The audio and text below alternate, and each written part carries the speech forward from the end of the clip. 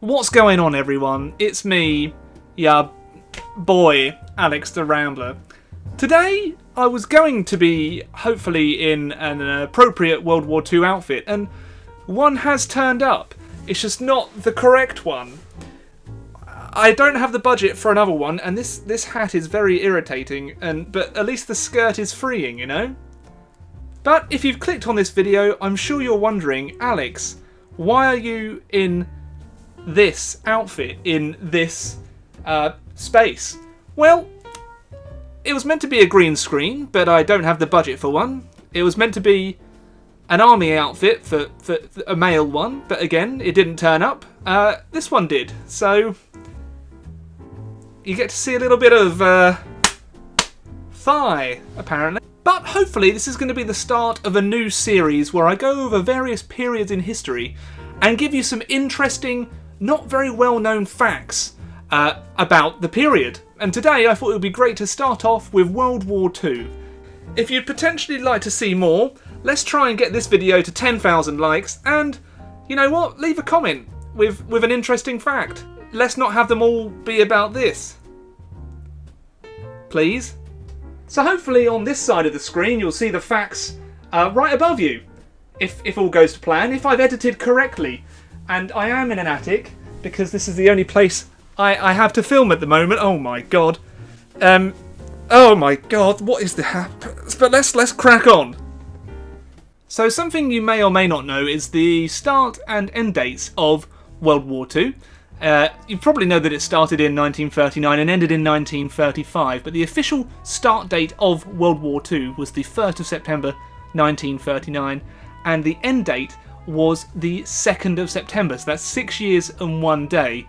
The Axis forces primarily did surrender earlier than that. Germany surrendered on the 8th of May. That was the total and unconditional surrender date.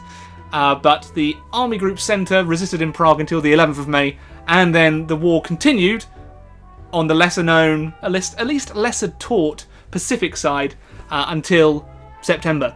If, like me, you ever had problems with your bowels, British soldiers in World War II had a ration of 3 sheets of toilet paper a day. That is not enough for most of you, and Americans got 22 sheets of paper a day, so they were spoiled, really, weren't they? Come on. Rationing, especially in the UK, was a major part of everyday life for the British public. And it actually, in some aspects, got a lot stricter for some years after World War II. And rationing actually kept on going until 1954, when meat and all other food rationing finally came to an end. So for 9 years after World War II ended, there was still rationing in the UK. And we might even be seeing that again soon. Obesity rates in the UK are very high, so maybe we could all do with a bit of rationing. Maybe it'll be good for the national spirit after the 31st of this year. So if we think about the casualties in World War II, there were millions upon millions on each side. But the siege of Stalingrad resulted in more Russian deaths, military and civilian, than the US and Britain sustained combined in all of World War II.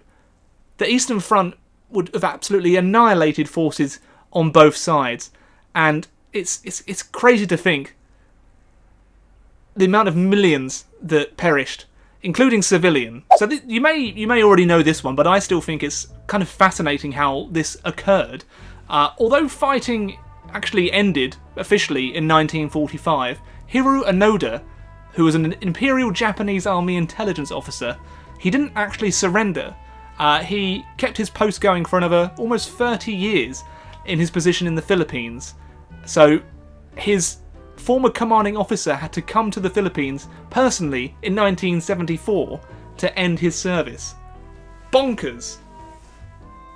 Now we know that Luxembourg has always been a global power, but it might shock you to know that the invasion of Luxembourg and the conquest of Luxembourg on the 10th of May, it just took the 10th of May for Germany to occupy pretty much the entirety of the country, with the exception of parts of the south. But hey, they held off longer than Denmark. It's estimated that the total casualties in World War II was approximately 3% of the entirety of the world's population at the time, which is around 2.3 billion.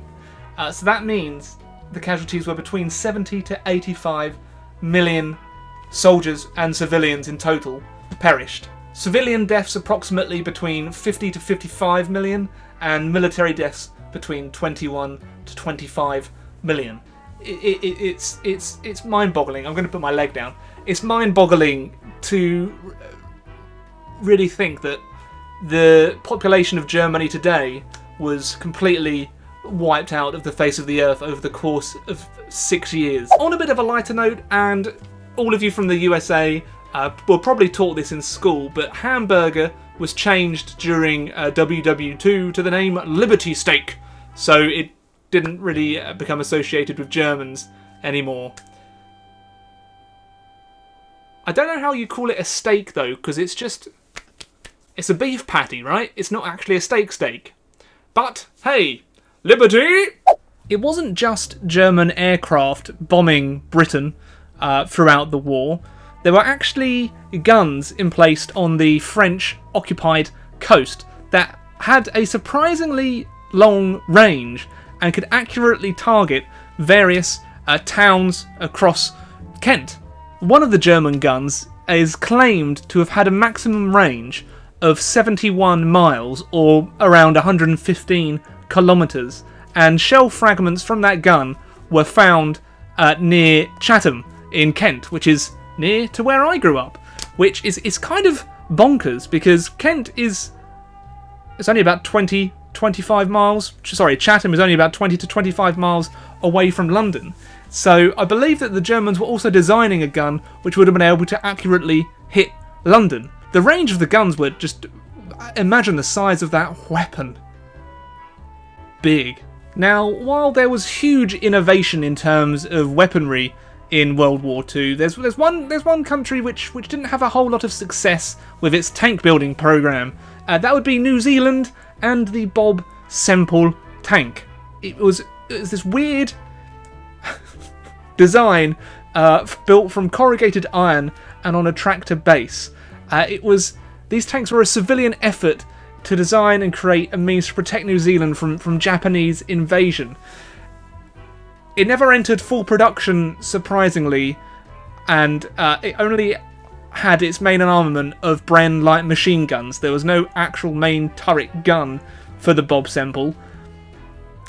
It still seems like it'd be kind of fun to drive around there. So there was a bit of a blunder for the Allied side in terms of Operation Cottage. It's when Allied military forces landed on Kiska Island, which had been occupied by the Japanese forces. Unbeknownst to the Allies, the Japanese had actually pulled out 2 weeks prior. Oh my god, this hat. However, despite Japan withdrawing from the islands prior to the invasion, the Allies still took over 313 casualties. Some of those were due to Japanese landmines or booby traps. However, a lot of them were due to friendly fire incidents and vehicle accidents.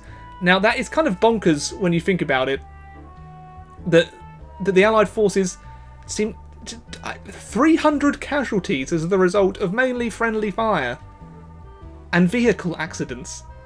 Where did they get their license? There are thousands of unexploded bombs still left over from World War II, and one of them actually went off as recently as June 2019 in the German town of Limburg, which left a crater over 10 metres wide and 4 metres deep in a field. And it was actually it was actually reported as a minor earthquake. It's kind of bonkers that over 70 years on, there are still thousands of bombs that could just go off. There might be one in your garden. Maybe take a look. So hopefully you've enjoyed hearing about some of these World War II facts. You might have known all of them, you might have not known any of them. Hopefully you've learnt a thing or two, or at least enjoyed seeing me embarrass myself in this outfit. If you'd like to see more of these history videos, this is more of a pilot. I am hoping to make these more professional in the future, but please do leave a like, subscribe, and let me know what you thought of in the comments. I'm going to go get out of this, although I have to say, right, wearing a skirt like this is pretty freeing, don't you think? Ooh.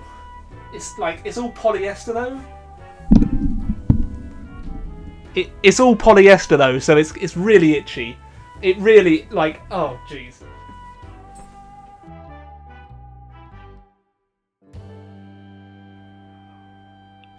Many thanks to Aiden, Greencoat Gaming, Jiggly Crotch, Logan Whaley, Name1231, Onion Duck, Sean Young, Use Beef, Wyatt Green, and Wyatt Green, a second one, for being ridiculous Ram supporters on Patreon, and many thanks to all the other patrons too!